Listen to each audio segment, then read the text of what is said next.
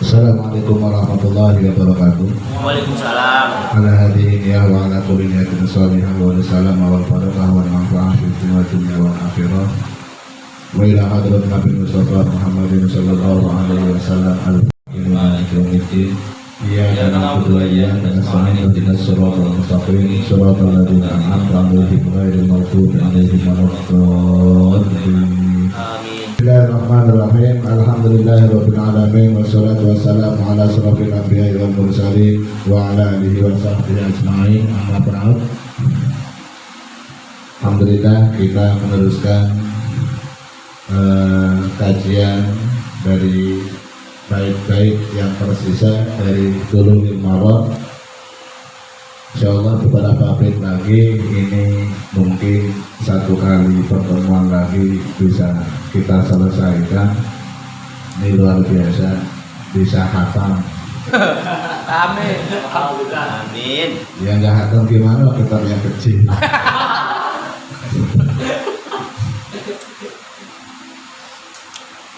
Aman Nabi itu nomor 40. Bismillahirrahmanirrahim. Wa balaghal ummata fil isra'i wa fadli khamsatin bilam tira'i. Qad faza siddiqun bi tasdiqin lahu wa bil uruji sidqu wa fa'ahlahu. Wa hadhihi aqidatun nomor 37. Bismillahirrahmanirrahim. Wa qabla hijratin Nabi Isra min Makkatin lailan liqudsin yudra wa ba'da Isra'in urujun bisama hatta ra'an nabiyya rabban kullama min ghairi kaifin wa hisarin wa farad alaihi khamsan ba'da khamsina farad. Wa qabla hijratin Nabi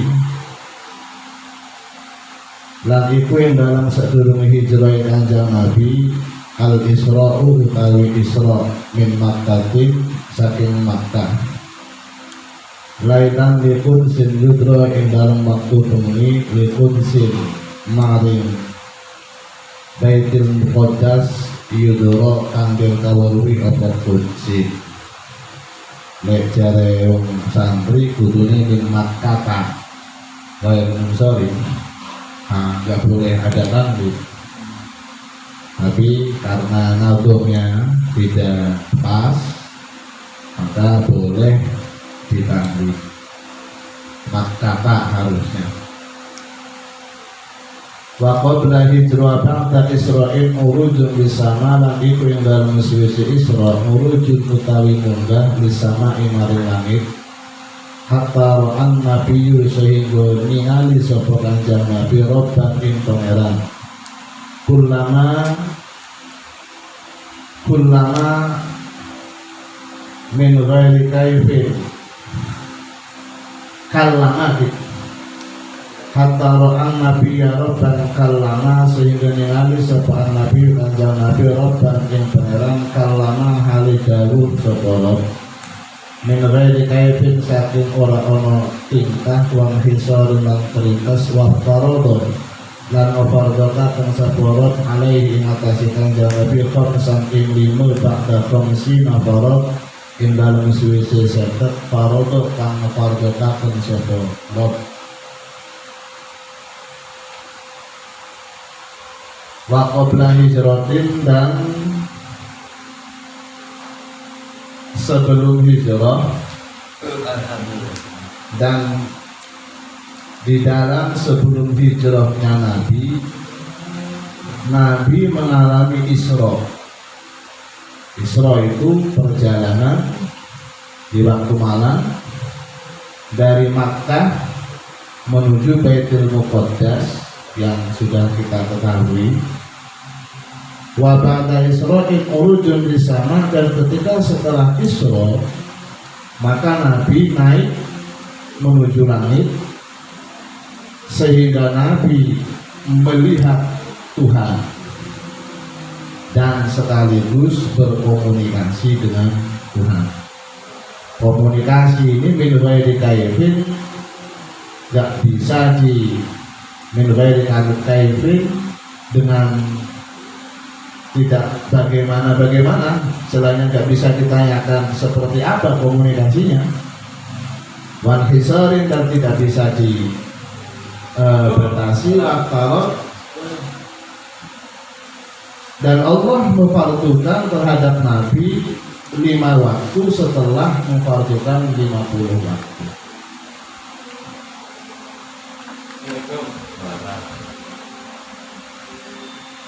Ayajibu ala mukallafin ayat kita anna Allah akrama nabiyahu sallallahu alaihi wasallam bil Isra wal Mi'raj lailan fi nahwi 4 sa'atin aw salasatin aw aqalla min dzalika.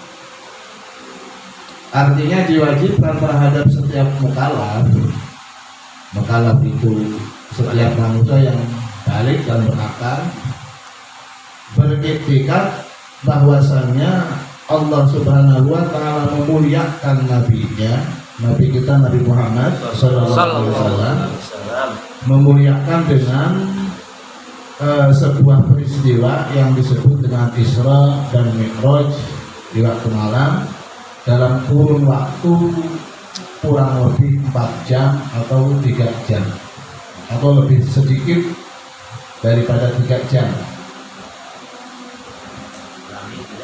Wa fi riwayatin annahu raja'a wa Khadijah lam tatahawal an jambiha. Dalam satu riwayat peristiwa Isra dan Mi'rajnya Nabi ini, Rasulullah pergi dari Makkah balik lagi ke Makkah, Sayyidatina Khadijah masih berada di tempat tidur.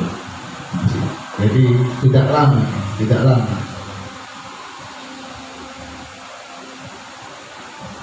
Wa kana dzalika lailatul Isnin abil Jum'ah abil Sabtu. Dan Isra itu terjadi pada malam Senin. Ada lagi pendapat yang berkata malam Jumat. Ada lagi berpendapat yang berpendapat malam Sabtu. Ada beberapa pendapat. Wa kana min Ramadan, dan Isra Mi'raj itu juga terjadi pada bulan Ramadan. Ada yang berkata Syawal atau Rajab, atau yang berkata bulan Rajab sebagaimana cerita yang masyhur. Ada bahkan pendapat yang berkata Isra Mi'raj itu terjadi pada bulan Dzulhijjah. Jadi macam-macam pendapatnya. Yang maksud Rajab.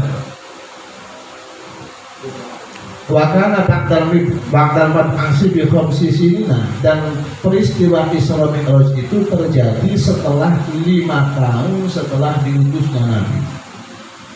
Berarti usia 45 tahun. Itu satu pendapat. Pendapat lain berkata setelah 10 tahun. Berarti umur 50 tahun. Pendapat lain setelah 11 tahun. 51 tahun. Pendapat lain ada yang berkata 12 tahun setelah diutusnya Nabi. Ada beberapa pendapat. Lakin al-masyhur wa kana dzalika lailatul Islam lailatul Sabi wal Isra fi syahr Rajab qabla hijrah bi sanatin. Tetapi pendapat yang paling populer yaitu peristiwa Mi'raj, Isra dan Mi'raj itu terjadi pada malam Senin tanggal 27 bulan Rajab 1 tahun sebelum hijrah. 1 tahun sebelum hijrah. Jadi berarti usia Rasulullah usia 62 tahun, ya. Karena Rasulullah di Madinah itu 10 tahun, ya, 10 tahun. Berarti 12 tahun setelah kenabian. Setelah kenabian, umur 12 tahun setelah kenabian. Pendapat yang masyhur, ya. Belum ada sholat. Masyhur ini seperti belum ada sholat 5 waktu. Ya, betul. 50. Waqad waqa'a Isra min Makkah ila Baitul Maqdis alal buraqi, dan masyhur diantaranya Rasulullah melaksanakan perjalanan Isra itu menggunakan kendaraan burak. Dikawal oleh malaikat Jibril sebelah kanan, Mikail sebelah kiri, dan ada satu lagi malaikat yang tidak dikenal. Ada yang bernama malaikat, ada yang menceritakan malaikat Ismail, ada malaikat macam-macam, ada tidak malaikat, ya. Nah, tetapi ini yang populer adalah dikawal oleh malaikat Jibril dan malaikat Mikail. Malaikat Mikail. Kenapa? Buruk itu merupakan kendaraan, istilahnya dengan nama buruk. Buruk itu apa sih? Buruk itu dari kata bargun. Bargun itu artinya Udah. kilat. Ya. Jadi artinya karena si kendaraan ini kendaraan yang sangat cepat, sehingga dinamai buruk itu karena kecepatannya seperti kilat. Kecepatannya seperti kilat. Dan dia merupakan hewan dengan jenis daripada hewan yang berkaki empat. Hanya saja buruk itu tidak bisa dikonotasikan ataupun tidak bisa digeneralisasikan jantan dan betina. Tidak istilah jantan, tidak istilah betina.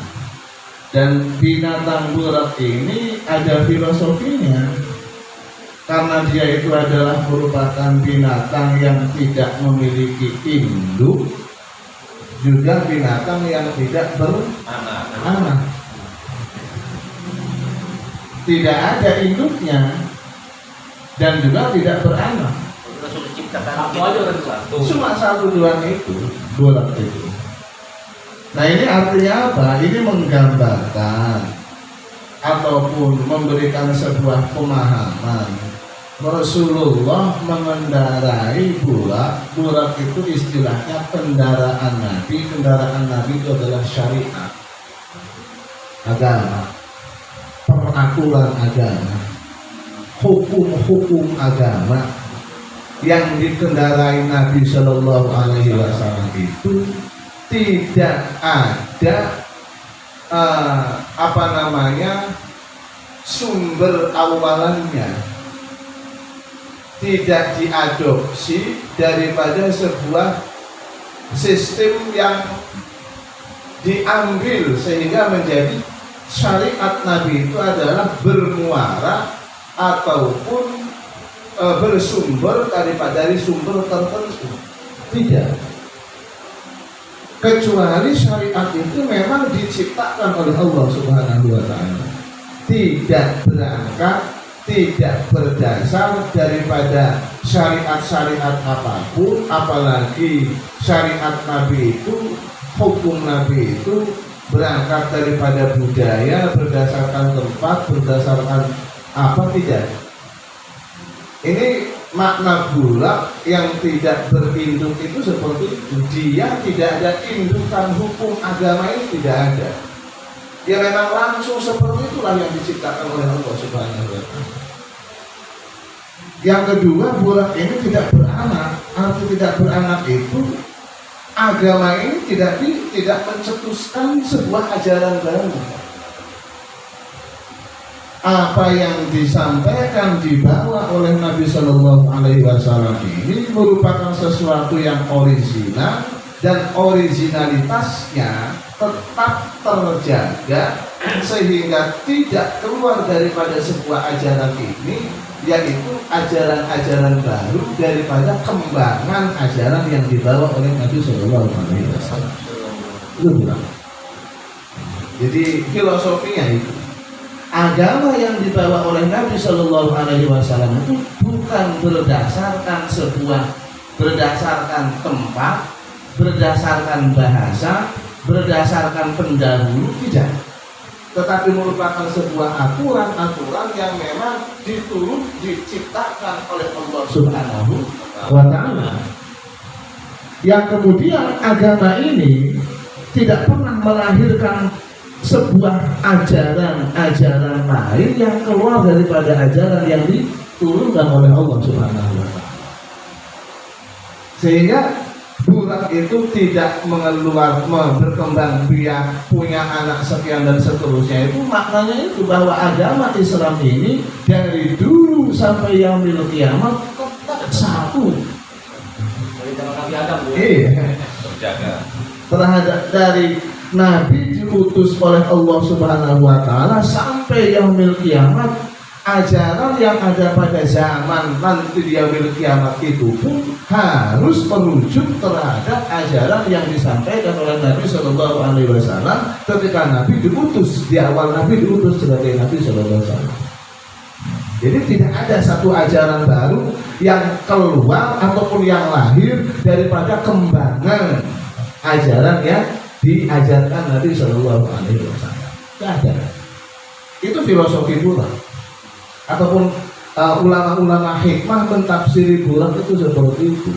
Jadi dia sebagai kendaraan ataupun yang dibawa oleh Nabi Shallallahu Alaihi Wasallam untuk umat ini sebagai sebuah bawaan yang disiapkan oleh Allah Subhanahu Wa Taala dan tidak lahir lagi sebuah bawaan-bawaan ajaran-ajaran kecuali yang memang sudah dikirimkan oleh Allah Subhanahu Wa Taala. Itu makna bulan. Setelah Nabi Adam turun ke bumi atau masih juga agama Islam itu setelah ini syariat Nabi Muhammad Shallallahu Alaihi Wasallam. Nah, kalau dulu ada syariat berbeda ataupun sesuai dengan Rasul atau yang masing-masing. Setiap Rasul membawa syariatnya masing-masing. Tapi Islam itu. Ya, istilah Islam itu kan adalah ketauhidan. Jadi itu tentang burak ya. Tentang burak.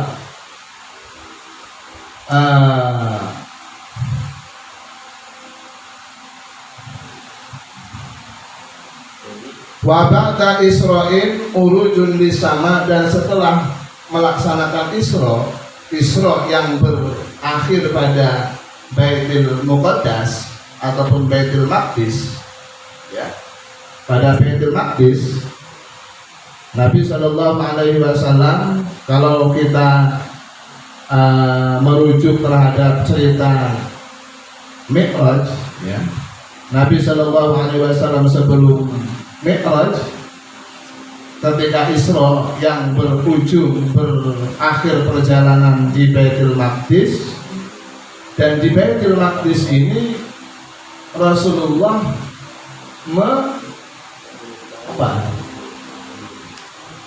mengikat beratnya di sebuah batu besar yang konon batu besar itu adalah singgasananya malaikat Nabi Daud dan Nabi Sulaiman alaihissalam.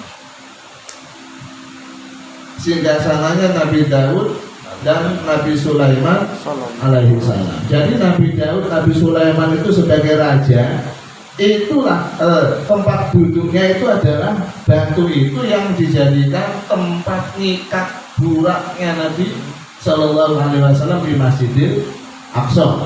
Masjidil Aqsa. Batu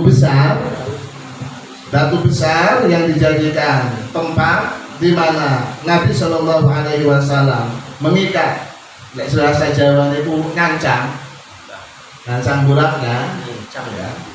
Ngancang itu ya maleni supaya tidak lari. Ya. Nabi saja yang dijemput seperti itu. Burak itu adalah binatang yang sangat bahagia ketika dijadikan kendaraan untuk Nabi Shallallahu Alaihi Wasallam. Tidak bakal lari si burak ini, tapi Nabi tetap mengikatnya, mengajarkan terhadap umatnya untuk melakukan hal-hal yang bersifat rasional. Ya, iya motor ya dikunci. Enggak usah ngomong tawakal. Ya. Dia bilang tawakal. Di motor. Jadi apa-apa itu dijaga dengan penjagaan yang normatif. Setelah dijaga ya kita tidak meyakinkan bahwa diikat itu terjaga, tetapi sekedar melaksanakan ikhtiarnya.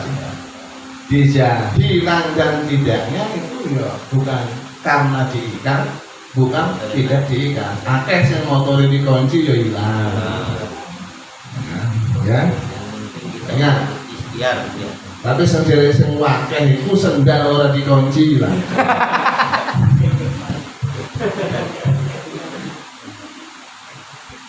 Yang warnanya jelek, yang bagusnya.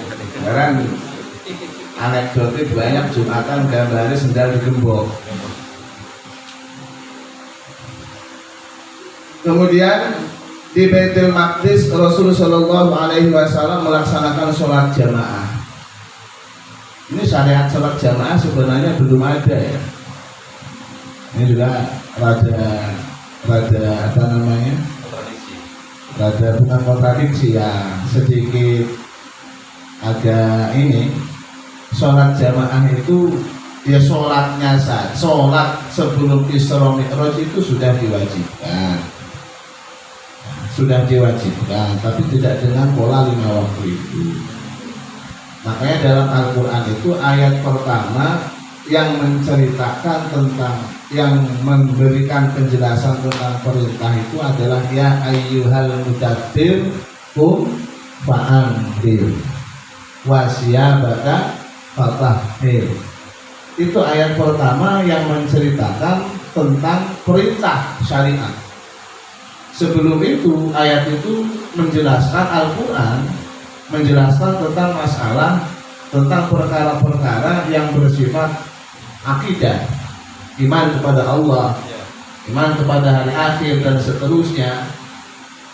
Nah, ayat pertama yang menceritakan, yang menjelaskan tentang masalah perintah Allah yaitu adalah ya ayyuhal mudaththir.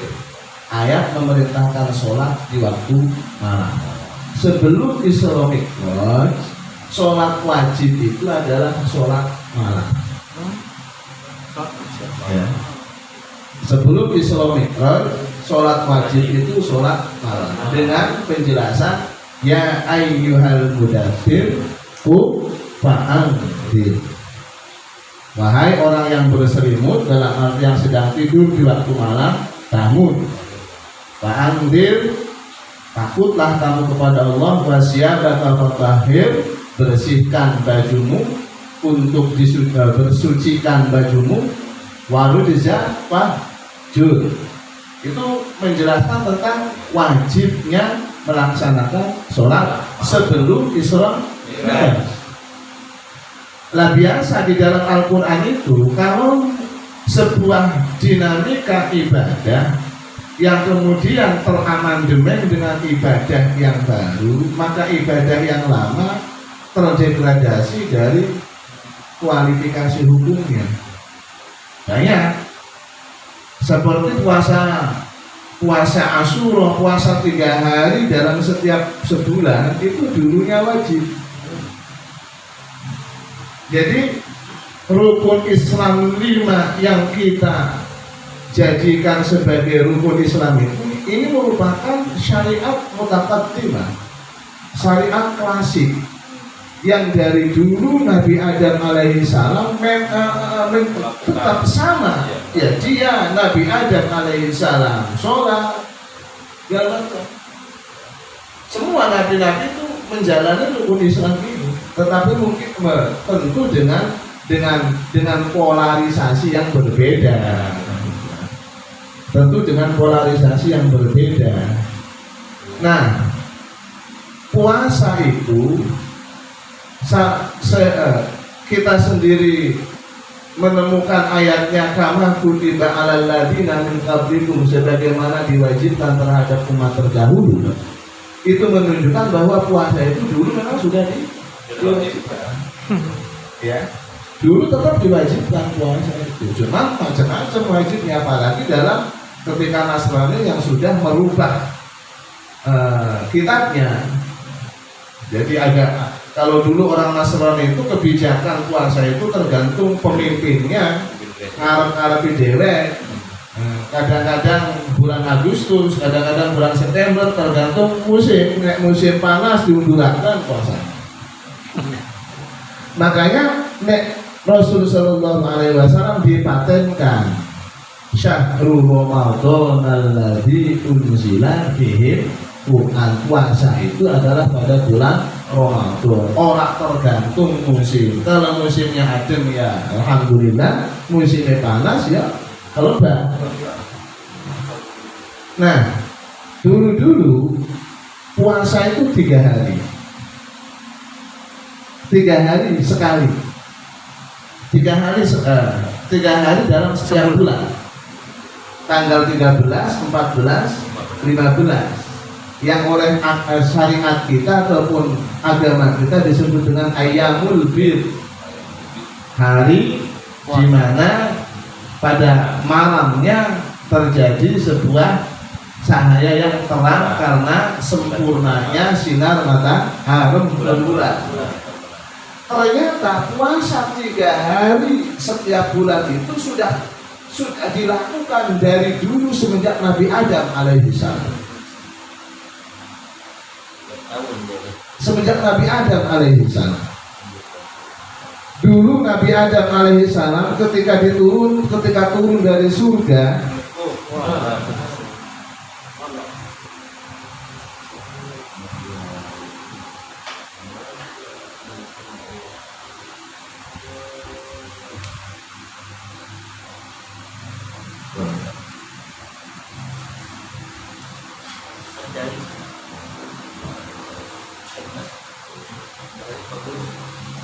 sini jangan bilang. Sini, Mandin, sini. Sini. Dalam tafsir Tanwirul Midbas karya Imam Ibni Abbas, ya.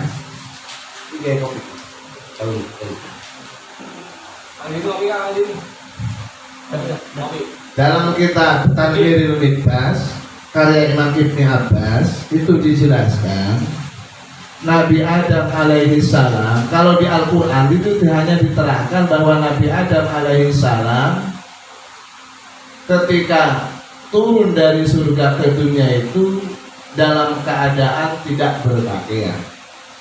Cuma itu saja. Tapi dalam penjelasan yang dikarang oleh Imam Ibni Abbas, ternyata Nabi Adam alaihissalam itu ketika di dunia fisiknya, khususnya dari warna kulitnya menjadi rubah. Yang tadinya di surga sangat putih dan bersih, ketika di dunia menjadi hitam. Nabi Adam alaihissalam. Ya. Wajahnya hitam. Maka Nabi Adam alaihissalam setelah bertaubat, diterima taubatnya oleh Allah Subhanahu wa taala, merasa gundah terhadap kondisi kulitnya yang hitam. Maka bertanya-tanya meminta ke Allah Subhanahu wa taala, akhirnya Allah turunkan malaikat Jibril untuk menyirami wajahnya dengan air yang sebelumnya diperintahkan untuk melaksanakan puasa 3 hari. 13, 14, 15. Setelah puasa 3 hari, petanggal 15 Nabi Adam istilahnya berwudu dan kembali putih lagi, bersih lagi wajahnya. Dari situ Nabi Adam alaihissalam melaksanakan puasa tidak pernah berhenti dalam setiap bulan. Itu artinya puasa Ayyamil Bid itu adalah puasa yang dari dulu memang sudah dilaksanakan oleh para nabi-nabi terdahulu, termasuk nabi kita sendiri menjalani puasa 3 hari setiap 1 bulan di tengah bulan itu. Dulu sebelum adanya puasa Ramadan, puasa ini menjadi puasa yang wajib, dan kemudian Nabi Shallallahu Alaihi Wasallam juga mewajibkan puasa Asyura. Puasa Asyura wajib. ketika Nabi berada di Madinah, Nabi bertemu dengan sekelompok Yahudi yang sedang berpuasa. Orang-orang Yahudi pada berpuasa pada tanggal 10 Asyura. Pada tanggal 10 Asyura. Maka Nabi bertanya terhadap mereka, apa puasa apa yang engkau lakukan wahai orang Yahudi? Mereka menjawab, kami ini adalah orang-orang yang bersyukur.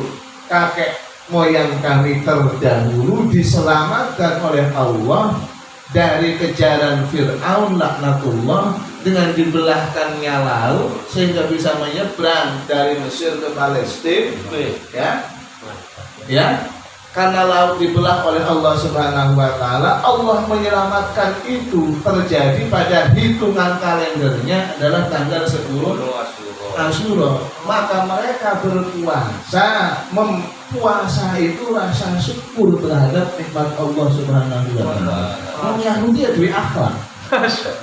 Iya kan? Sampai Nabi ada di Madinah itu mereka berpuasa. Justru Rasulullah bertanya terhadap orang Yahudi tentang puasa mereka itu. Jadi kadang-kadang inspirasi itu muncul tidak harus dari dari ahli ibadah ataupun dari satu komunitas yang sama.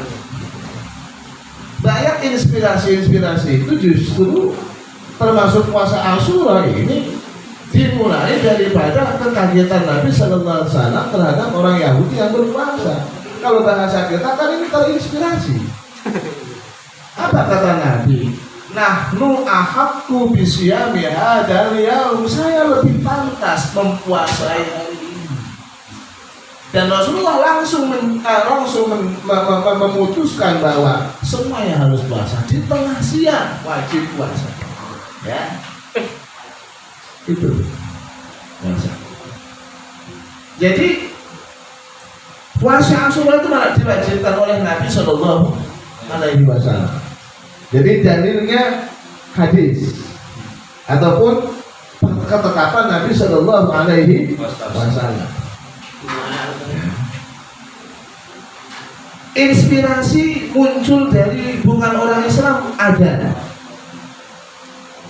Adzan itu sahabat-sahabat itu pada gamang melihat orang Nasrani kalau ibadah ada lonceng.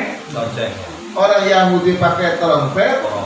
Kalau ketika ada datang waktu ibadah itu, kita orang Islam tidak punya alat yang mempublikasikan atau yang menginformasikan tentang datangnya waktu sholat.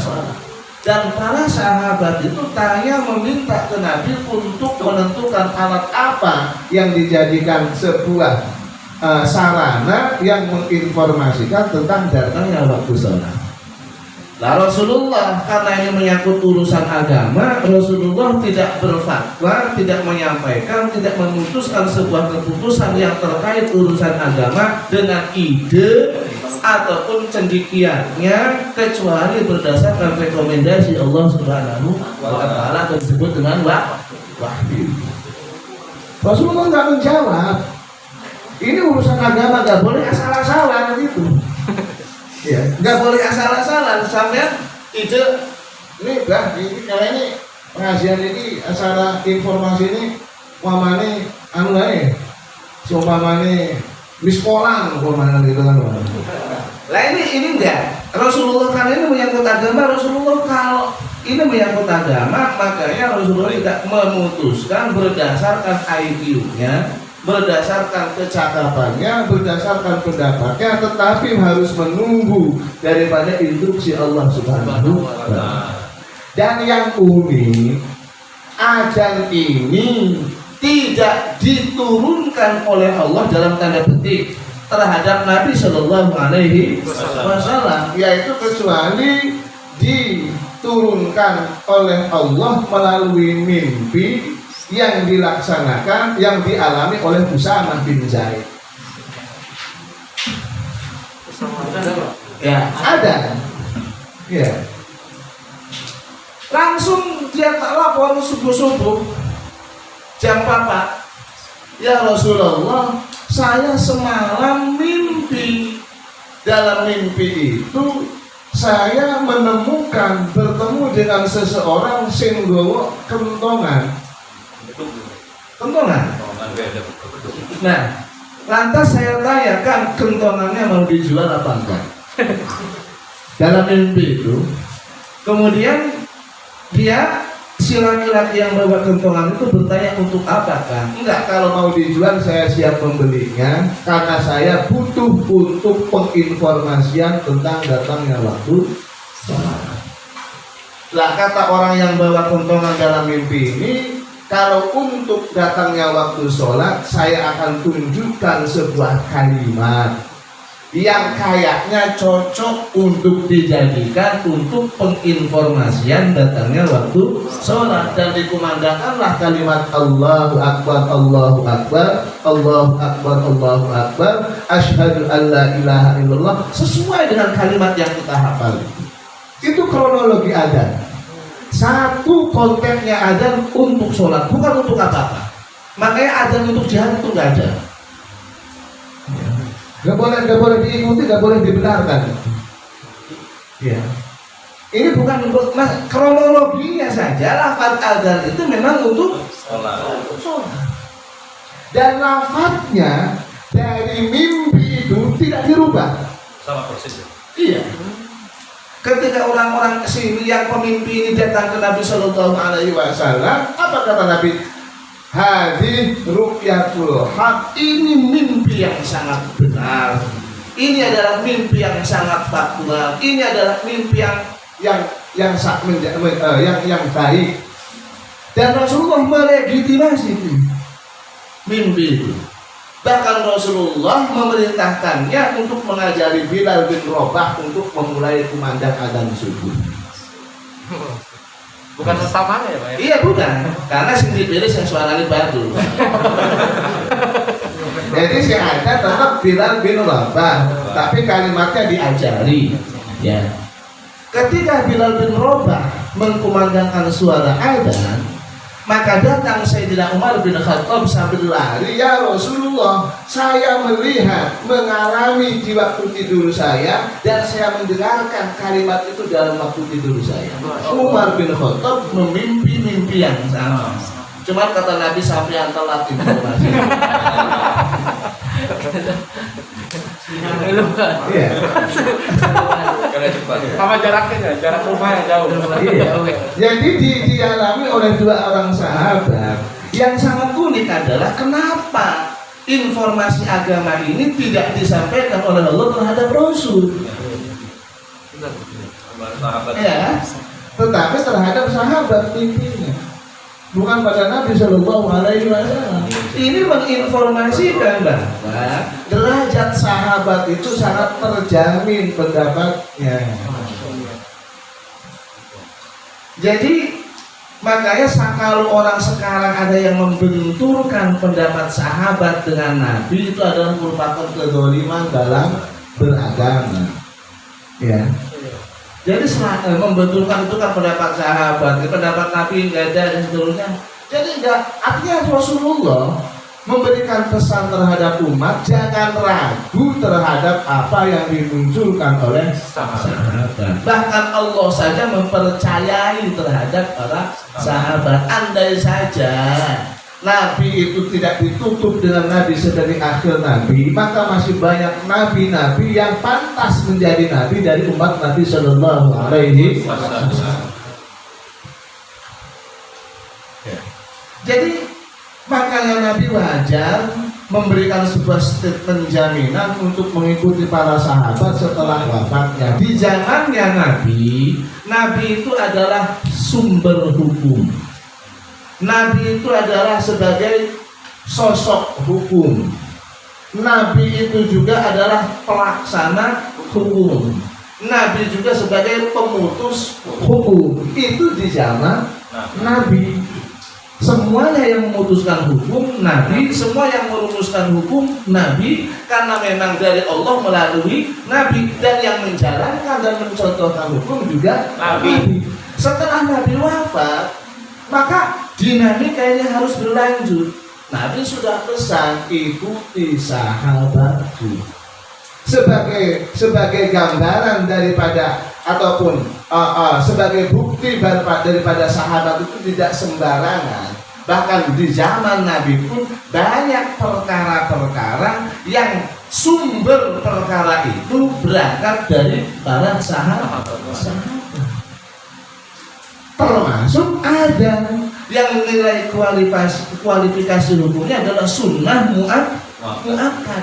Lafaz yang dikenal oleh kita tentang lafaz adzan itu sama dengan lafaz adzan yang diterima oleh pemimpin Nabi Shallallahu Alaihi Wasallam dan yang ditetapkan oleh Nabi Shallallahu Alaihi Wasallam. Maka itu sesuai dengan kronologinya adzan dijadikan sebagai simbol informasi tentang datangnya waktu sholat. Makanya dalam istilah fikih definisi adzan, apa sih adzan itu? Adzan itu adalah al-iqlam bidukhuli waktu sholat ataupun zikrun mahsusun lil iqlam bidukhuli waktu sholat. Zikir yang sudah ditentukan, lafadznya sudah ditentukan, dan fungsinya lil iqlam, penginformasian terhadap datangnya waktu sholat.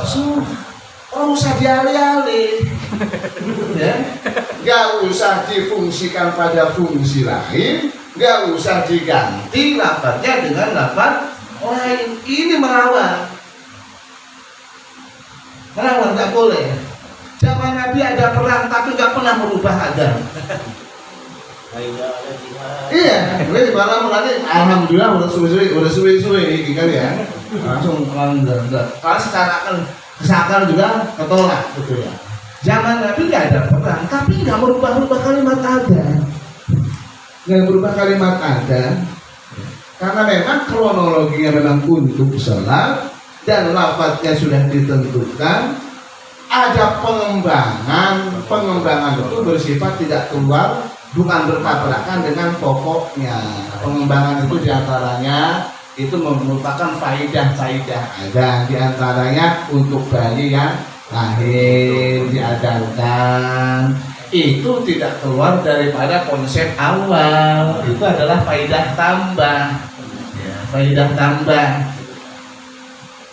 Jadi para bapak, kita balik terhadap apa yang disampaikan oleh Rasul Shallallahu Alaihi Wasallam ataupun terkait dengan kita ini dari awalnya tentang masalah puasa ya. Jadi semua syariat itu dulu sudah ada, puasa itu sudah ada, bahkan dari Nabi Adam alaihi salam.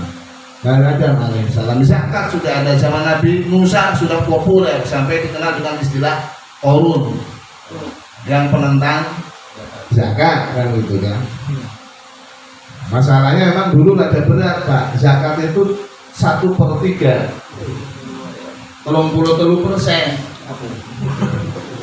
Iya. Syariat dulu zakat itu 33%. Makanya Rasulullah Shallallahu Alaihi Wasallam mengekspresikan minta ke Nabi, Rabbana la tuhammilna ma la taqata lana bih. Wahai Tuhan kami, la tuhammilna, jangan kau bebani kami, ma la taqata, perkara-perkara yang tidak ada kekuatan kami untuk menjalankannya. Ya, minta diantaranya ya zakat diperingan jadi 2,5%, kan gitu kan? Itu pun ya tetap berat. Itu pun ya tetap berat. Udah diskon berarti. Padahal kalau ini tidak direvisi, tidak diamandemen daripada syariat lama Nabi terdahulu, malas pegawai sampean. Hah? Durung sugih tapi wis wedi sugih. Sebabnya marahi sugih itu kudu bagi-bagi. Dulu itu air itu tidak menjadi alat bersuci untuk najis, hanya untuk bersuci ketika mau sholat saja. Nah sampean kelambine kena najis kayak telek umpamanya, itu kudu dibuang, kudu digunting, ditambal dengan kain yang bersih. Jadi dulu itu orang-orang pakaiannya itu lazim dengan tambalan, bukan gaya-gayaan. Sekarang gaya. Sekarang sengaja malah gaya-gayaan kan gitu. Bukan gaya-gayaan, itu kebutuhan. Karena habis kena najis dibuang, cariin kain lain yang bersih. Tambah. Karena tidak bisa disucikan dengan air, harus dibuang. Ya. Jadi bisnis konveksi dulu lebih kompetitif daripada sekarang. Bang jahit ini. Laku. Nah sekarang kan enak, dienakkan. Mana pro kata Nabi. Makanya Rasulullah sampai Nabi Musa alaihissalam berkata, la'alli min ummatin Muhammadin. Coba kalau saya menjadi umat Muhammad SAW, ibadahnya ringan, pahalanya banyak. Makanya kan peristiwa Isra Mi'raj kan ngengek Nabi Musa terhadap Rasulullah. Ketika Nabi tadi disebutkan khamsan ba'da khamsina farad, Allah Subhanahu wa taala mewajibkan 5 sholat setelah 50. Ya. Ini kan dibarokati ketemu Mbah Nabi Musa alaihi salam. Kata Nabi Musa alaihi salam, Muhammad, apa yang disampaikan oleh Allah kepada engkau? Sholat, seket. Apa kata Nabi Musa? Rak bakal kuat umatmu. Gak bakal kuat, wis yakin ora kuat. Umatmu itu cilik awake. Ya tenaganya pun lemesan, mangan akeh.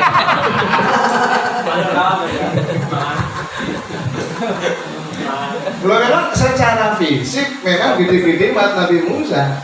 Secara tenaga gede-gede Nabi Musa. Kuat-kuat Nabi Musa. Jelas memang Nabi Musa tahu umatmu itu badannya cilik, secara fisik kecil, secara tenaga tidak maksimal, tapi yang ambisi paling gede. Terus apa bakal kuat? Sampai minta Allah Subhanahu wa taala untuk dikurangi sampai 5. 5 ini pun Nabi Musa masih ngomong, balik maning ya. Malu. Orang bakal kuat umatku. 5 itu orang bakal kuat. Precision. Lah ini nyatanya orang kuat 5. Masya Allah, andai saja sholat ini jadi 50 waktu, kita punya waktu 24 jam, sholatnya 50 waktu, jadian per 24 menit sholat. Allahu Akbar. Baru kan assalamualaikum, astagfirullah, sebelah adzan. Allahu Akbar, Allahu Akbar. Sholat paling kapan turunnya? Oh iya, nggak bakal ada tidur, nggak ada makan, nggak ada. Itu per 24 menit itu sholat. Ya kan? Wudu 3 menit, nganggo sarung 2 menit, kan itu kan? Segala macam. Total kebutuhan persiapan, pokoknya senjono barang.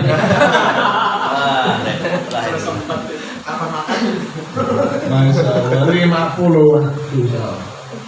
Kita makannya dienakkan jadi 5. Alhamdulillah. 5 itu kadang-kadang ya dirapel. Cah pondok siapa yang sana? Sholli fardhu dhuhri, fardhu subhi, fardhu isya'i, rombongan lillahi ta'ala.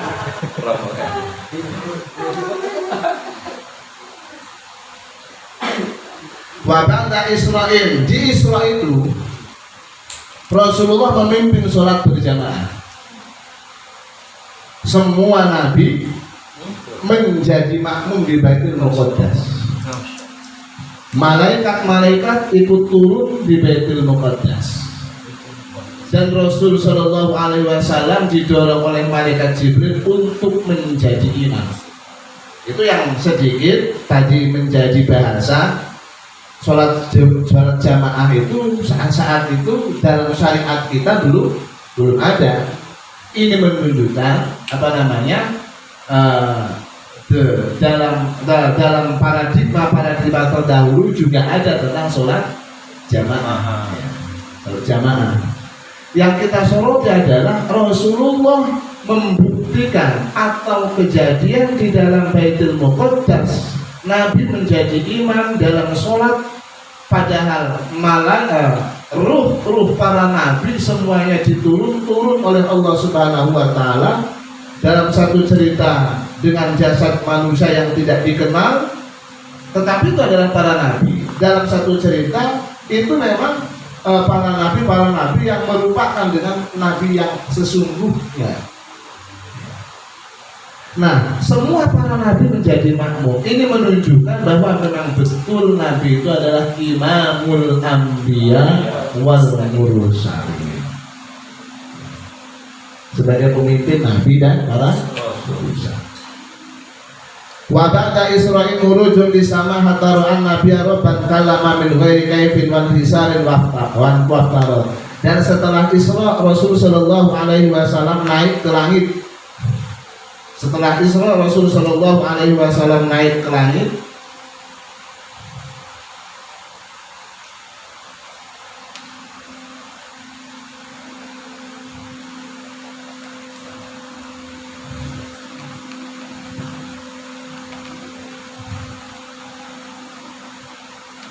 Wa ba'da Isra'il urujun lisama hataru'an nabi robban kalama, sampai Nabi melihat Tuhan, melihat Allah Subhanahu wa taala dan bermukalamah dan berbicara langsung dengan Allah Subhanahu wa taala. Saya cari dulu penjelasannya.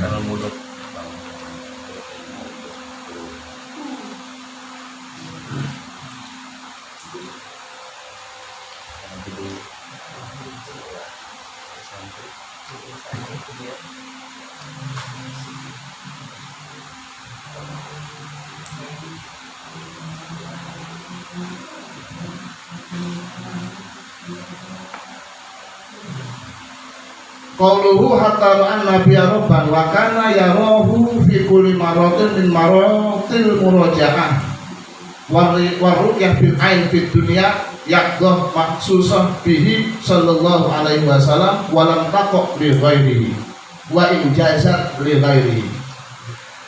Penjelasan bahwa Nabi sallallahu alaihi wasallam ketika Mi'raj sampai Sidratil Muntaha bertemu Allah dan melihat Allah dan berbicara dengan Allah, ya, melihat Allah dan berbicara dengan Allah. Dalam penjelasan syarahnya, Rasul sallallahu alaihi wasallam melihat Allah fi kulli marratin min marratil murajaah, melihat Allah dalam setiap bolak-balik. Berapa balik Rasul sallallahu alaihi wasallam?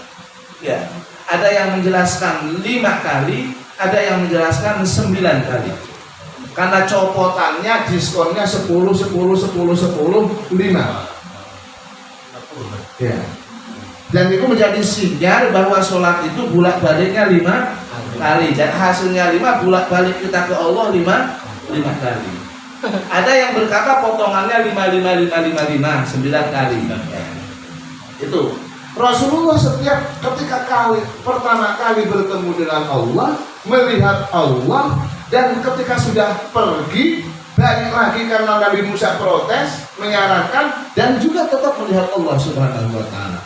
Dalam tafsirnya di sini, wa ru'yah bil ain fid dunya yaqdatan maksusah bi. Melihat Allah dengan kasat mata, melihat Allah dengan zat, melihat Allah secara zat dengan kasat mata, dengan mata telanjang, itu hanya terjadi pada Nabi Sallallahu Alaihi Wasallam. Dan jangan ini bila kain, seperti apa? Gak bisa diceritakan. Bila kain bukan hisor dan gak bisa diapa. Gak bisa kalau saya melihat Kang Soal kan, walaupun semenit pulang-pulang saya bisa cerita, kecuali mengkain. Karena ini sama, ya, kita bisa melakukan sebuah semacam gambaran tentang sosok orang yang pernah kita lihat, dan melihat Allah tidak bisa. Akhirnya kita menceritakan tentang masalah dan Allah ini begini. Ini wajibisor, nggak bisa seperti itu. Bila kain nggak bisa. Bagaimana caranya? Seperti apa? Para bapak yang dimuliakan oleh Allah Subhanahu wa taala, Allah itu salah satu sifatnya dalam Asmaul Husna adalah Al-Zahir wal Awwalu wal Akhiru wal Zahiru wal Batinu wa huwa ala kulli ayat kira surat apa Bu? Wis pokoke Quran anut. Lah sampean tadarus hatam itu ketemu. Salah satu sifatnya adalah Az-Zahir. Tetapi ayat lain berkata la tudrikul absar wa huwa yudrikul absar wa huwa latiful khabir. Penglihatan mata tidak akan mampu menjangkau menemukan zat Allah. Wa huwa yudrikul absar.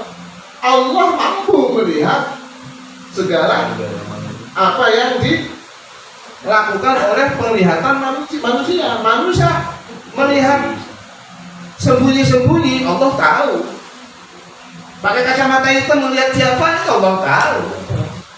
Walaupun sampai pakai kacamatanya hitam, orang pakai kacamata hitam kan menang, Pak. Iya lah. Nah ini kan soal itu kacamatanya punya hitam. Karena lihat yang bening-bening juga enggak ke Solo. Jadi tidak ada kekuatan mata yang mampu melihat Allah secara zat. Itu clear.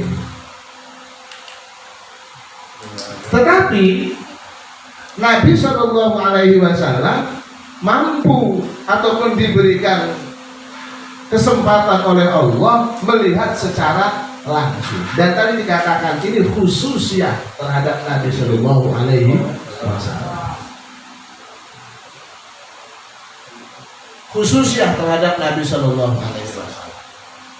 Pertanyaan kita, katanya Allah itu sifatnya al-zahir. Arti zahir apa? Jelas. Maha jelas, maha nyata, maha terlihat. Tapi kok nggak kelihatan Allah? Ya, nggak kelihatan Allah. Yang harus kita pahami arti az-zahir ini adalah zahir itu yang disebut dengan istilah zahir itu adalah ma zaharat dalailuhu wa ayatuhu. Jadi zahir itu adalah perkara yang sangat jelas, dalil-dalil yang menunjukkan adanya Allah, sangat jelas tanda-tanda yang menunjukkan kuasanya Allah, bukan zat Allahnya. Istilah zahir itu dalil-dalil yang menunjukkan adanya Allah itu adalah jelas, nyata. Tanda-tanda yang menunjukkan kuasanya Allah itu adalah jelas, terasa dan terbuktikan, bukan zatnya Allah. Kalau zatnya Allah gak mungkin ada yang mampu kecuali Nabi Shallallahu Alaihi Wasallam. Bahkan ini oleh sebagian pendapat ulama pun ada yang berkata Rasul melihatnya dengan cahaya, tidak dengan mata. Tapi pendapat yang banyak ulama berpendapat bahwa Rasul melihat Allah secara kasat mata, melihat dan Allah, tapi nggak boleh, nggak bisa diceritakan di ghairi inhisar, tidak bisa dipelanggerin bahwa begini seperti itu. Jadi jangan terjebak dengan pemahaman sifat Allah az-zahir tadi.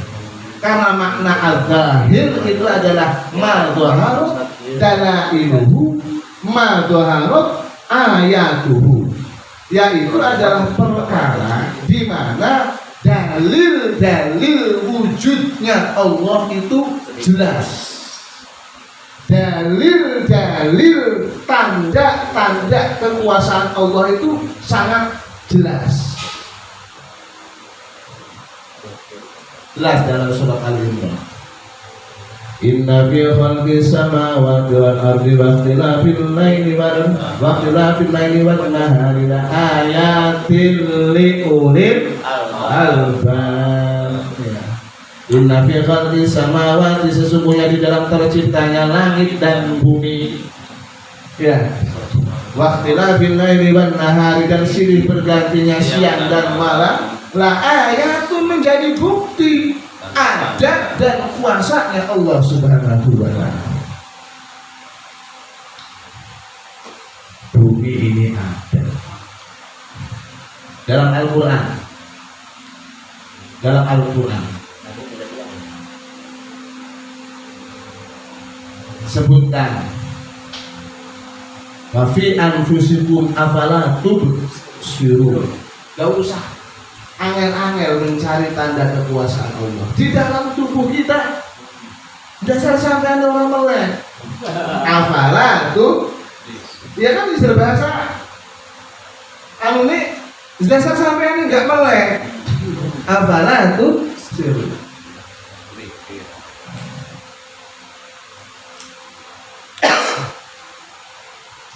bumi ada. Adanya bumi ini gak mungkin ada sendiri. Gak mungkin ada sendiri. Ya kan? Gak mungkin ada sendiri bumi ini ada. Kalau tidak bisa ada sendiri, berarti ada yang mengadakan. Berarti ada yang mengadakan. Berarti ada yang menciptakan. Terus siapa yang menciptakan? Kayak kue ini, kacang itu, oh asalnya laku ini. Bisa ada kan kalau nanti sekarang aku. Bumi nggak ada. Adanya karena dia. Terus mikir. Kalau adanya ada diadakan, berarti ada yang mengadakan. Lah bumi ini luar biasa seperti itu, berarti yang mengadakan adalah orang yang luar biasa. Bumi ini ujungnya dia udah ketemu. Ini luar biasa. Buat kapasitas kita berkata ini luar biasa. Lah, sesuatu yang ada ini sesuatu yang luar biasa, apalagi yang mengadakannya. Penciptanya pasti lebih luar biasa.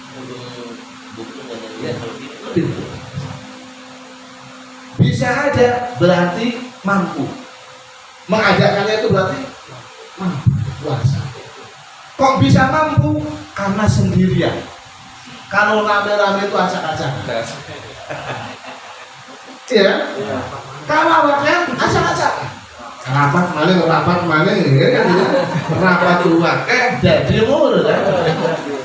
Ya kan? Akhirnya kan layaknya walayam, layak biaya gak bermutu. Layaknya walayam mutu. Layak biaya tapi gak bermutu. Pakai rapat. Habis batal. Kuasa ini pasti sendiri. Karena kalau tidak sendiri pasti bentrok. Jadi akal kita menemukan sebuah kesimpulan bahwa adanya bunyi itu adalah menunjukkan sesuatu yang nyata adanya pencipta. Iya. Menunjukkan sebuah petunjuk yang nyata bahwa adanya pencipta. Itu namanya dalil akli. Ngaji tauhid meneh itu dalil akli. Sebagaimana pola kita aswaja itu adalah memadukan antara akli dan nakli. Ya kan? Terusan siapa yang hebat itu? Siapa yang mampu itu?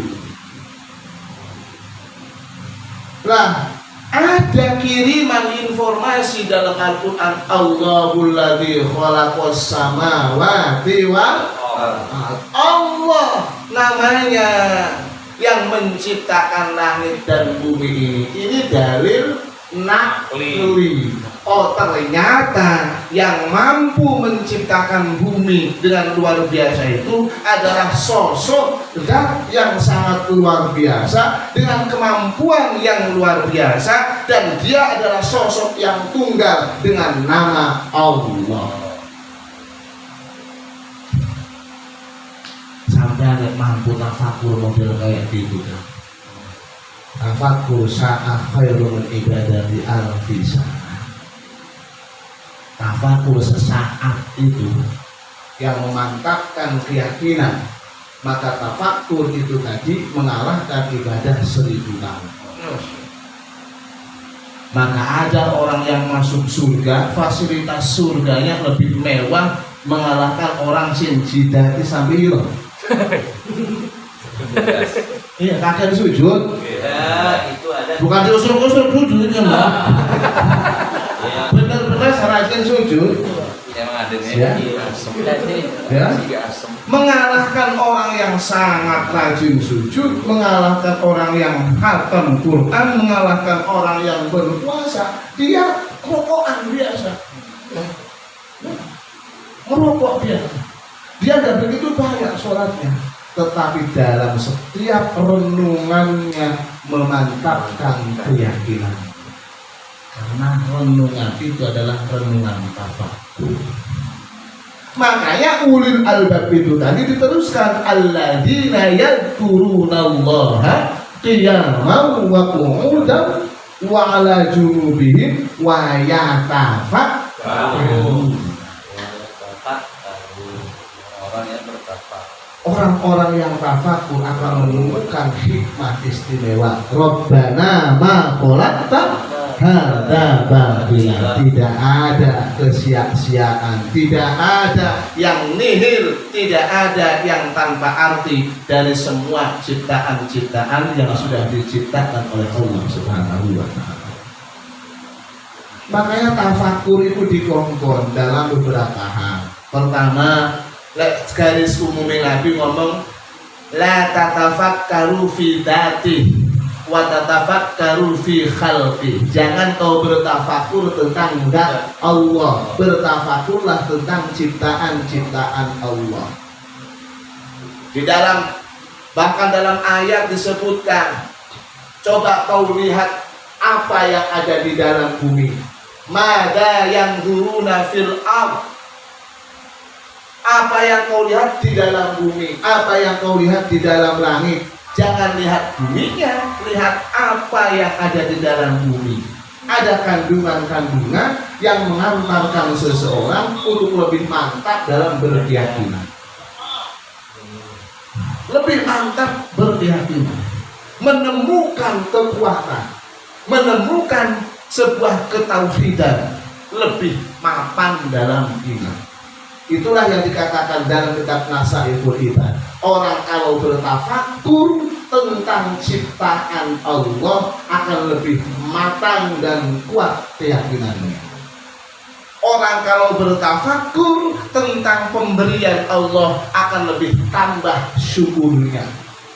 Orang kalau bertafakur tentang siksa Allah akan lebih takut terhadap maksiatnya. Orang kalau bertafakur terhadap ibadah kepada Allah akan menjadi semangat dalam ibadah.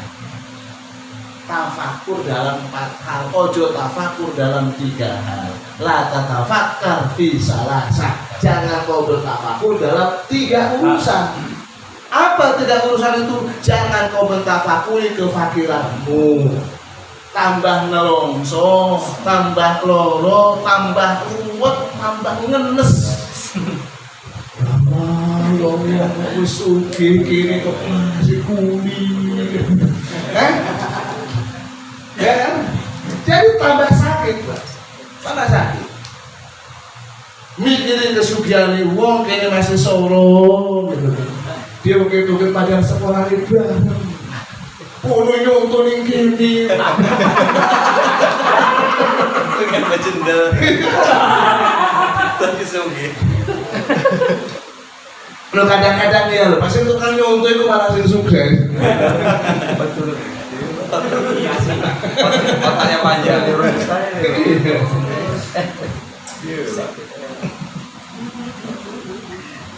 Jadi mentafakur kefakiran jangan tambah susah, tambah getun, tambah nelongso, tambah loro. Ujung-ujungnya berontak terhadap takdir. Yang kedua, jangan mentafakuri musuhmu.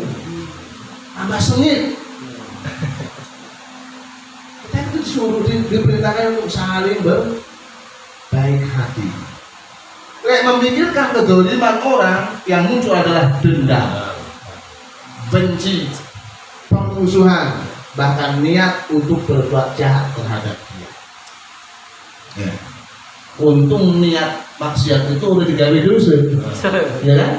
Dalam istilah takaran umum, berencana mendolimi orang itu dulu disebut dosa. Dalam takaran fikih umum ini, ngaji tasawuf itu tetap dosa. Dulu pun si hati dengan gitu. Wakai ini tuh. MB kan ngomong-ngomong doang tuh suara. Dulu. Barusan rencana. Dalam maksiat itu aktif setelah dilaksanakan. Tapi kalau ibadah aktif semulai dari rencana. Jadi kamunya itu argunya itu sudah mulai jalan. Mulai dari rencana. Ya. Rencana.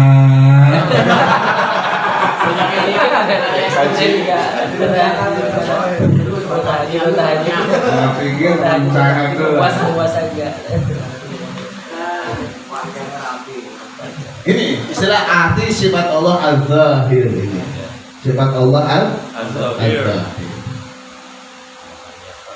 Yang ketiga, Pak. Yang ketiga, jangan berpikir tentang indahnya dunia dan senangnya ahli dunia. Nanti kamu akan turun aman. Memikirkan mantap dunia mau bagus semua ini. Orang syukur bakal. Hah? Lama kita dari direktur, padahal harus manajer. Orang syukur. Coba mobil kita kayak lah. Itu orang enak. Untuk tumpangan kendaraan yang dia kendaraan itu nggak enak. Jadi ketika kita melihat kenikmatan orang lain, maka nikmat Allah yang diberikan kepada kita tidak berarti. Ketika kita melihat kenikmatan orang lain, maka nikmat yang Allah berikan terhadap kita tak berarti. Tidak ada artinya. Karena kita pikirnya itu. Ada semua enak, sing mangani uripati enak itu. Biasanya sing diingat kesugihan wong. Kalau lagi enak mangan. Begawannya seperti itu nanti. Gak bakal enak. Begawan. Ya jangan mikir yang kayak gitu. Nanti hilang rasa syukur. Tidak bersyukur kepada Allah Subhanahu wa Ta'ala. Tidak bersyukur kepada Allah Subhanahu wa Ta'ala. Yang kedua, yang sifat Allah itu kadang berlawanan. Banyak sifat-sifat yang berlawanan. Makanya jangan tertipu dengan sifat Allah. Ma gharraka bi rabbikal karim. Ya. Jangan kau tertipu dengan Tuhanmu yang sangat pemurah. Alladzi khalaqaka fasawwaka fa'adala. Dia yang telah menciptakan kamu, menyempurnakan kamu, yang membuat kamu stabil. Tertipu apa? Tertipu dengan sifat-sifatnya Allah. Mudah-mudahan diampuni kayaknya. Namanya juga dulu agak pernah ngaji. Namanya juga dulu, sekarang sudah mau ngaji, ya mudah-mudahan diampuni. Ini namanya terjebak, tertipu dengan sifat pengampunan Allah. Mengandalkan ampunan Allah Subhanahu wa Ta'ala, dia lupa Allah juga adalah zat yang kalkulatif, zat yang adil. Iya diampuni, namun dia hitung. Benar kan? Salah anting. Ini bagaimana sikapnya Pak? Artinya orang bertobat itu tetap bertobat Bukti tobat itu adalah menghilangkan kesalahan-kesalahan zaman dulu sekaligus menggantinya daripada kesalahan-kesalahan zaman dulu dengan kebaikan. Banyak amal. Jadi makanya bukti tobat itu nasuh adalah kalau kita pernah menzalimi sama orang yang jauh tidak cukup dengan mudah-mudahan diampuni. Ya namanya tertipu dengan sifat. Padahal kita masih berkesempatan minta maaf sama orang yang dizalimi.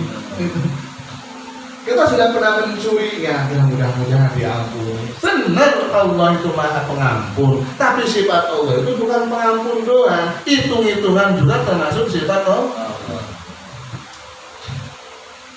Umur mobil, dalam sholat umur mobil, pirang tahun nggak sholat, terus berapa rakaat nggak sholat, ya langsung ditutup kelawan mudah-mudahan diampuni. Ya. Yang kedua sifat al-batil ataupun lawannya al-batil itu adalah batil. Bahasa Arab batmun itu apa? Weteng itu sesuatu yang tersembunyi. Weteng itu ya ini dalam sini ini weteng, bukan ini ya ini bukan. Dalamnya itu ini weteng itu yang nggak kelihatan itu. Batmun. Pondok itu bahasa Arab yang paling pertama apa itu aklun, naumun, batmun. Mangan turu.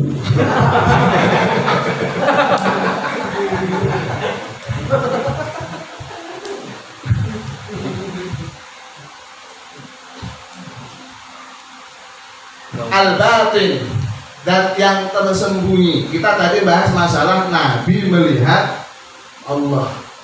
Jadi ini merupakan sifat tersendiri ataupun kekhususan yang hanya untuk Nabi Shallallahu Alaihi Wasallam. Kenapa? Karena istilah zahir itu bukan zahir zatnya, tetapi zahir dalil dan tanda-tanda kekuasaannya. Allah itu adalah batin, tersembunyi. Tersembunyi itu apa? Bukan Allah bersembunyi terhadap sesuatu. Tersembunyi itu apa? Dalilnya ataupun definisinya ma la tud roku haqiqatuhu bil hawasi wal uquli wal afkari wal khayalati. Apa sih arti al-batin itu? Suatu perkara yang hakikat perkara itu tidak mampu dijangkau oleh panca indera, tidak mampu dijangkau dengan akal, tidak mampu ditemukan oleh analisa, apalagi ditemukan dengan ilustrasi khoyal. Khoyalah. Itu arti batin. Bukan Allah itu bersembunyi di suatu tempat. Mau enak seorang upet-upetan, bukan. Artinya hakikat Allah, zat Allah itu nggak bisa ditemukan, diasosiasi atau bukan diasosiasikan, dipahami, dijangkau dengan panca indera, dengan mata, apalagi nggak bisa. Ya. Mata melihat Allah, zat Allah nggak bakal mampu. Ya. Kalamnya Allah didengarkan dengan kuping nggak bisa. Nggak bisa. Tidak mampu. Allah, zat Allah itu tidak bisa dianalisa dengan kolaborasi tentang akal dan pikiran. Sepertinya Allah itu begini. Sehebat apapun, bahkan kalaupun dia sudah profesor, apalagi provokator, ini gak bakal mampu menjangkau, memahami, mengetahui, menemukan tentang hakikat zat Allah Subhanahu wa Ta'ala itu seperti apa. Arti batin itu zat Allah itu tidak bisa dijangkau dengan panca indera, tidak bisa ditemukan melalui akal, tidak bisa dianalisa melalui pengetahuan, dan bahkan apalagi dengan sebuah ilustrasi, halusinasi ataupun yang lain-lain. Kayaknya Allah itu begini, terus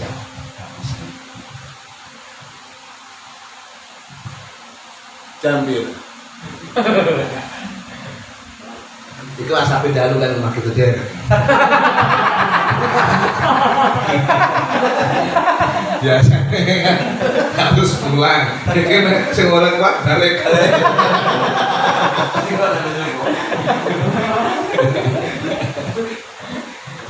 Omahe dewek. Nah, dulu Nabi Musa alaihissalam dalam ayatnya, Allah salah Al-A'raf, tapi semua ya ayat apa ayat apa berarti dewek lah itu.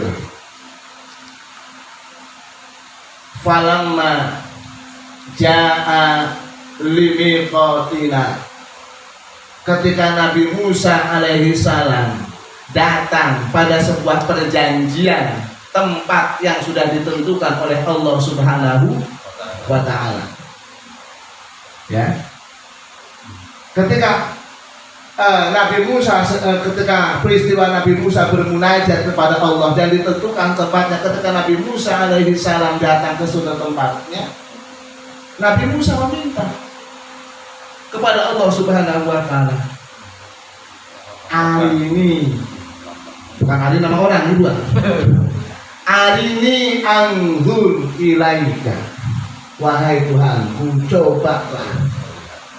Ketika itu Nabi Musa alaihissalam wa kallamahu rabbuh, dan Allah berbicara dengan Nabi Musa alaihissalam. Nabi Musa mendengarkan suara Allah dalam tanda petik, ya, bila kait lagi tetap. Dan dalam tafsirnya dijelaskan Nabi Musa merasakan kenikmatan yang luar biasa mendengarkan kalam Allah Subhanahu wa ta'ala. Kayak sampean dulu ketemu ngobrol-ngobrol karo HP dengan istri itu kan, luar biasa rasanya suara. Ngomong apa saja itu nikmat banget dengernya kan gitu kan. Nah, orang itu kalau sudah dengar suaranya berkeinginan melihat wujudnya. Video call dong kan gitu kan.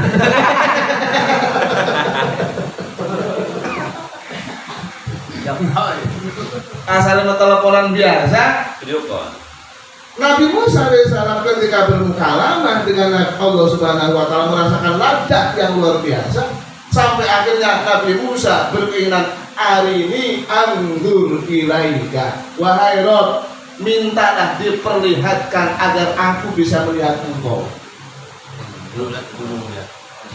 Kata Allah Subhanahu wa ta'ala, qala lang taroni, Musa, sampean ora bakal mampu melihat aku.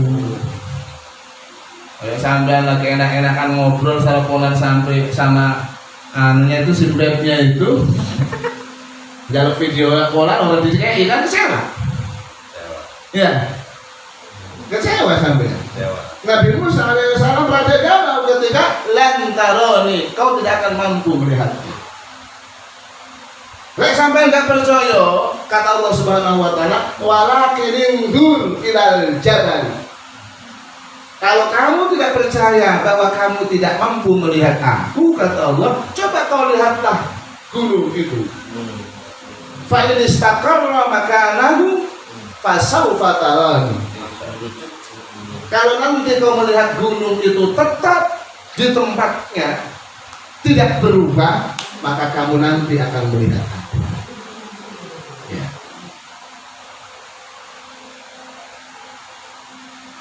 Tapi ternyata bagaimana? Gunung itu yang kita kenal dengan istilah Turisina. Gunung Turisina. Gunung Turisina itu kayak dengan cahaya Allah satu jari dua. Gunung Turisina itu hancur lebur kayak kapas terbang. Kayak kapas terbang. Ja'alahu dakka wa kharra Musa sa'iqa. Ya, ja'alahu dakka, maka cahayanya Allah itu membuat gunung itu menjadi hancur, kayak kapas terbang dengan angin yang sangat kencang, hancur. Dan hancuran besarnya hancur menjadi 6, yang besarnya menjadi gunung yang tidak di Mekah, yang tidak di Madinah. Itu gunung sulit, gunung Turisina. Di Mekah itu Jabal Rahmah, gunung Sur, Jabal Sur, kalau Jabal Sifr. Di Mekah 3, di Madinah Salah satunya di Madinah adalah Gunung Uhud. Hancur. Makanya ketika Nabi Musa alaihissalam melihat gunung yang hancur seperti itu, falamma afaqa, ketika Nabi Musa alaihissalam sudah sadar dari pingsannya, qala tubtu ilaika subhanaka tubtu ilaika wa ana awwalul mu'minin. Suci apa? Kami bertaubat. Orang tinggi itu yang kayak gini itu taubat. Taubat apa? Minta sing nyeleneh. Harus dikai cukup jaluk supi punya nyeleneh. Iya, minta. Iya, Nabi Musa ini meminta suatu perkara yang masuk dalam kategori nyeleneh. Meminta sesuatu yang dalam tanda petik ya nah, makanya tobat Nabi Musa tobat. Orang bersih itu seperti baju. Baju itu kalau baru ada kotoran sedikit aja kelihatan. Tapi ada sampai yang tegal, lu kerambi tegal, lu rekan garu, kotoran kan gitu ya. Ya. Kalau tukang maksiat itu nggak tahu kotor dan bersih itu nggak tahu, dosa dan tidak dosa itu nggak ada bedanya. Tapi kalau baju bersih ada kotoran sedikit dia kenali. Orang itu kalau bersih jiwanya, bersih hatinya, ahli ibadah, sedikit kemaksiatan dia kenali, sedikit sesuatu yang tidak baik dia kenali, bahkan bukan najis pun dia hindari. Bukan dosa sebenarnya Nabi Musa itu tidak, ya, tidak dosa tidak, tapi dia tubuh ilaika wa ana awwalul. Nabi Musa enggak diperintahkan mampu oleh Allah Subhanahu wa Ta'ala. Padahal Allah itu adalah Ad-Dhahir. Ada lagi pertanyaan, kenapa Allah itu tidak memperlihatkan dirinya? Tidak istilahnya tersembunyi seperti itu. Dalam tanda petik tidak bisa terjangkau dengan segala sesuatu itu. Kalau Allah itu memperlihatkan zatnya, maka segala sesuatu ini akan hilang. Logika para ulama tauhid, contohnya bintang di langit. Siapa yang sekarang lihat? Ada nggak? Nanti kalau ada matahari, ada nggak saudara bintang? Enggak. Kecil, remeh, hina, sangat naif ya makhluk. Itu logika yang dipakai oleh para ulama. Kalau Allah itu memperlihatkan zatnya, memperlihatkan dirinya, maka segala sesuatu yang ada ini akan sirna. Sama seperti bintang di langit, cahaya bintang di langit, ketika muncul cahaya matahari, secara otomatis bintang itu tiada. Betul. Itu enggak ada. Tapi saya Ustaz kabeh ngaji.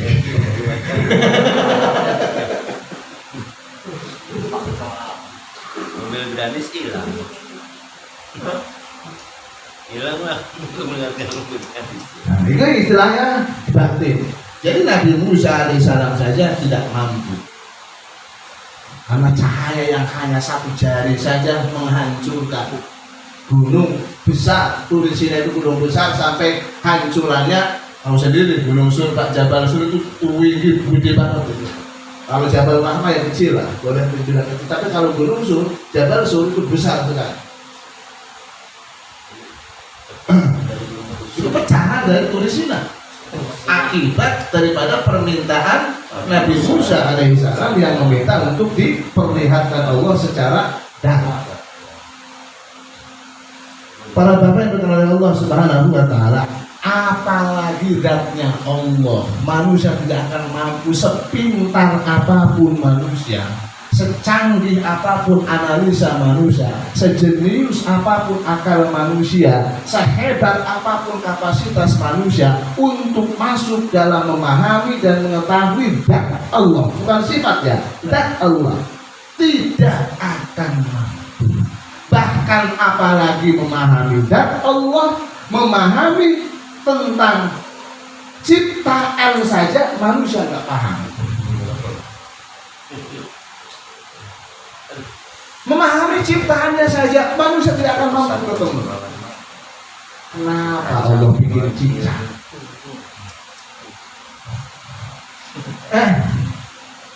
Lah ya padahal tapi garis umumnya makhluk ada berarti pasti ada manfaat, pasti ada sir.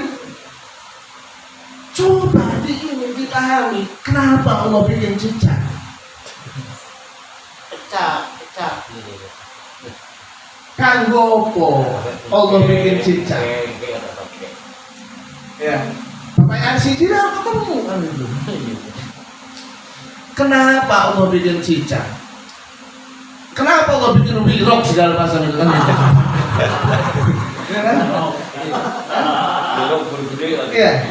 Memahami ciptaan Allah orang gede lah, orang usah mikirin gawe langit, gawe bumi, gawe laut segala macam. Makanya dalam Al-Quran itu Ba'udah, ya kan? Ba'udah itu adalah lembetuk bahasa kampung. Lembetuk itu makhluk yang cintir kan lho. Disubur-subur kan. Biasanya keganggu irung kalau makhluk kan. Ya kan? Ba'udah itu. Allah menciptakan Ba'udah. Adakah profesor dunia yang mampu gawe kuwi? Ya. Ba'udah. Ya. Ada yang mampu seperti itu. Terus tujuannya apa Allah gawe itu? Buat apa Allah membuat itu? Ya Allah gawe ayam paham lah itu enak kan daging gitu kan. Itu sedikit pemahaman kita ada gitu kan. Allah gawe dog ya lumayan dan ceplok barang ya. Tapi saya gawe bentuk itu loh kena apa? Buat apa? Allah bikin seperti itu. Allah bikin coak. Buat apa? Kita gak pernah mendapatkan manfaat sama sekali kecuali secara kasat mata rasanya opo. Ini kemanfaatan itu. Hadir di bumi gitu, ya. Manfaat loh, dua perawan kan aneh. Nah itu sesuatu apa manfaat? Jangan, kita nggak mampu. Orang usah dapat Allah. Lah apalagi memahami tentang ciptanya, memahami hukumnya Allah. Memahami hukumnya Allah saja kita kadang-kadang nggak ketemu. Memahami hukumnya Allah. Satu ketika Nabi Shallallahu Alaihi Wasallam tangan kanannya Nabi memegang sehelai sutra. Tangan kiri Nabi memegang sebongkah emas, bukan madu dan racun bukan. Tangannya Nabi pegang sutra, kirinya memegang emas. Inna hadaini, sesungguhnya dua perkara ini laharamun ala dzukuri ummati. Sesungguhnya dua perkara ini adalah perkara yang haram terhadap laki-laki umatku. Sutra dan emas itu adalah perkara yang diharamkan terhadap umat Nabi yang laki-laki. Apa alasannya? Padahal sutra itu mantap, musim panas adem, gak usah pakai AC. Zaman dulu gak ada AC, tapi bangsawan dulu selimut sutra. Lek musim adem anget sutra. Alasannya apa coba? Allah mengharamkan emas. Oh, emas itu karena warnanya kuning. Kuning sekarang wis putih. Itu politik. Enggak, ada kuningan juga warnanya kuning tapi boleh. Oh, tapi masih mahal, pantas diharamkan. Platina lebih mahal. Intan berlian lebih mahal, tapi boleh. Emas kok haram? Apa alasannya? Dan ini sudah ratusan tahun Rasulullah mengharamkan itu. Ilmuwan belum ada yang membuka tentang kerahasiaan diharamkannya emas dan sutra. Selain orang ketuku, untung halal.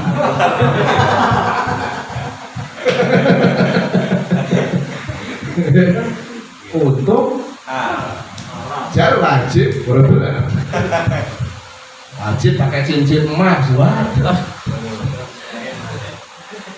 Ya, jadi memahami apa batinnya dan Allah itu sangat terlalu tinggi. Sekarang tentang masalah batin, syariat dan hukumnya Allah saja kita kadang-kadang nggak ketemu. Ya. Najis, nggak sampai kena teleto, cukup disibuk. Suci, tapi nggak sampai kena iler asu, iler celeng. Nggak cukup disucikan dengan 1 kali seboran, harus 7 kali basuhan. Itu pun salah satunya bercampur dengan. Sekarang alat sudah canggih, deterjen macam-macam, alat hand, sama alat itu hand segala macam kan udah sampai wes lebih canggih sekarang masalah membersihkan dari segala kuman dan seterusnya. Apa ini nggak bisa mengganti terhadap 100 tanah? Nggak bisa, harus bercampur dengan tanah. Apa rahasia? Pensucian dari najis mughalladhah sudah ratusan ribuan tahun diinstruksikan mengkomparasikan antara air dan tanah. Ya silakan rahasianya apa itu harus seperti itu. Jadi menurut kita sabunan belak beres kan gitu kan. Mane wong wadon lek pegatan gak boleh langsung nikah lagi. Ya. Ya, sampean sing nonggoni wong pedotan itu.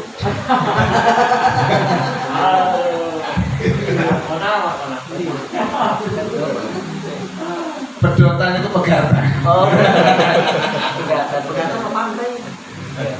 Orang perempuan yang kalau habis cerai nggak boleh langsung nikah. Nek laki-laki boleh. Perempuan ditinggal mati suaminya nggak boleh langsung nikah. Harus melewati masa senggang. Masa senggangnya dicerai berarti 3 kali sucian. Ditinggal mati, ya, pamane roti bakar, rondo tinggal mati baru mekar.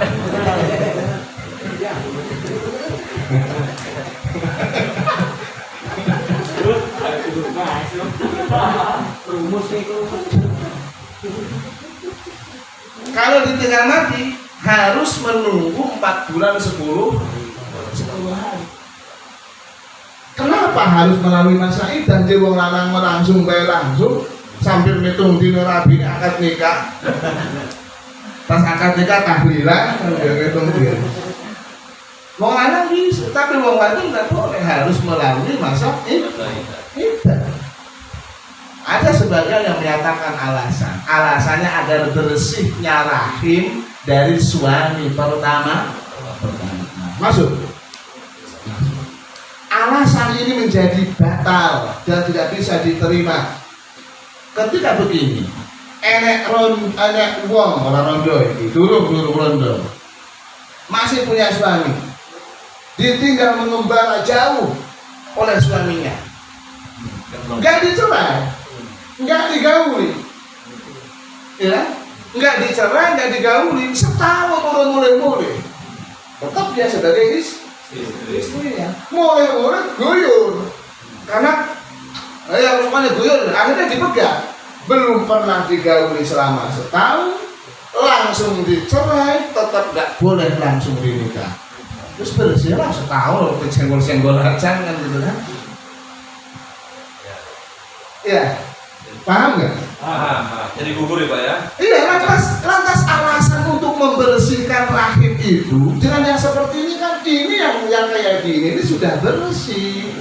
Kalau tujuannya iddah itu adalah pembersihan rahim, maka perempuan yang tidak digauli suaminya dengan waktu yang sangat lama, setelah itu kok langsung mendapatkan perceraian, maka mestinya logika pembersihan itu sudah tidak dapat, tas dipegang langsung nikah. Tapi tetap harus melalui masa iddah. Terus apa masa iddah itu?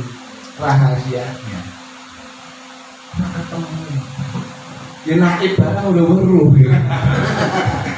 Nah, ibu saya gara-gara ini kan. Naib KUA barang ya udah paham itu takwan buat apa harus itu. Artinya apa? Syariat Allah itu gak mampu dijangkau dengan akal. Dan akal yang harus ngikut syariat. Jangan syariat harus kejar akal, mencocokkan dengan akal. Keliru. Akal yang harus tunduk terhadap aturan hukum syariat, bukan aturan agama, aturan ibadah yang harus diterima oleh akal. Banyak yang akal tidak mampu menjangkau. Itu arti al-batin. Ya.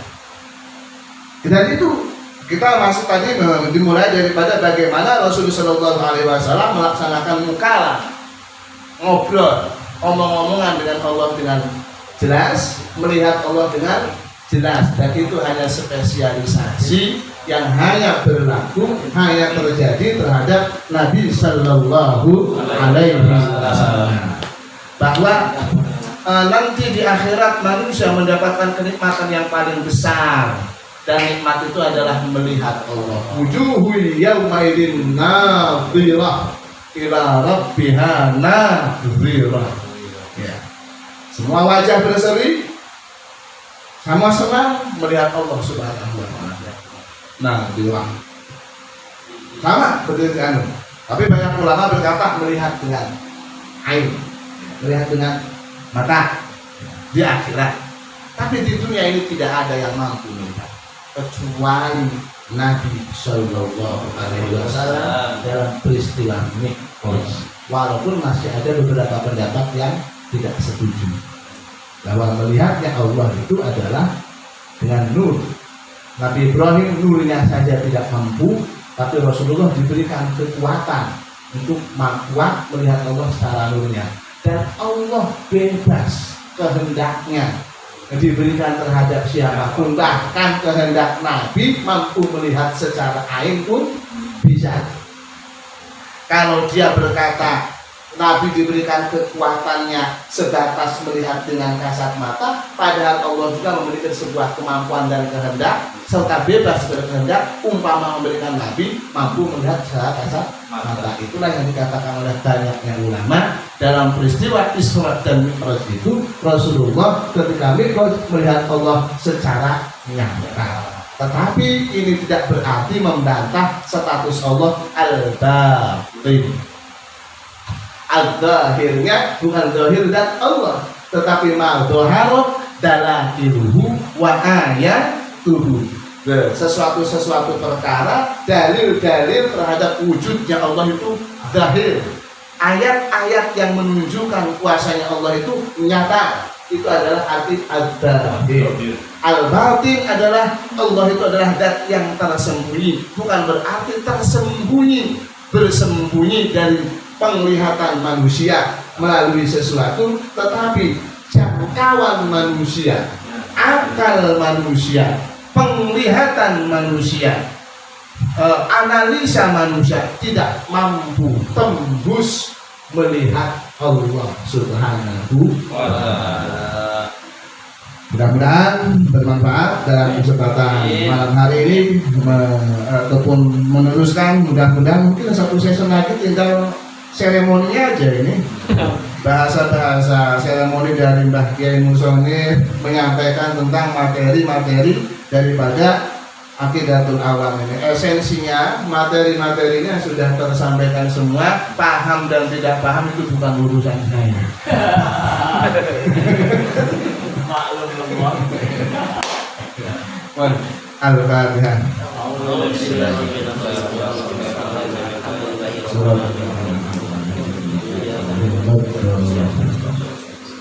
Alhamdulillahirabbil alamin hamdan wa rabbana lakal hamdu kama yanbaghi li jalali wajhika wa li اللهم اغفر لنا ذنوبنا وخطايانا ولوالدينا وارحمهم كما ربيانا صغارا ولجميع المسلمين والمسلمات. اللهم زدنا علما وارزقنا فهما وزدنا علما نافعا ورزقا واسعا شفاء من كل داء. ربنا هب لنا من ازواجنا وذرياتنا قرة اعين واجعلنا للمتقين اماما. ربنا اتنا في الدنيا حسنة وفي الآخرة حسنة وقنا عذاب النار والحمد لله رب العالمين.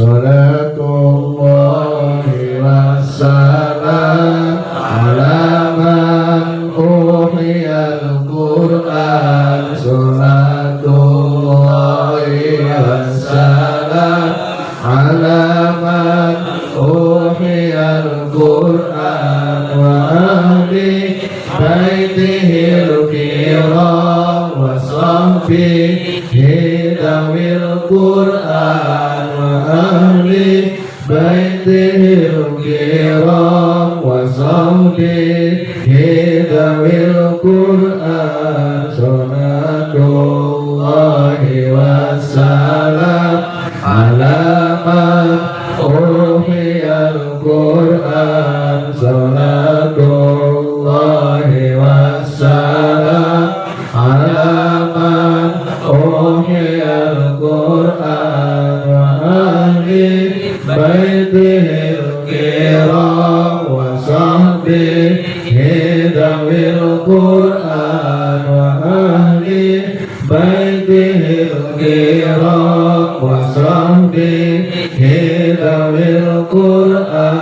صلاة الله والسلام على من أوحي القرآن. صلاة الله والسلام على من أوحي القرآن وأهل بيته الكرام وصحبه ذوي القرآن وأهل بيته الكرام وصحبه ذوي القرآن. السلام عليكم ورحمة الله وبركاته.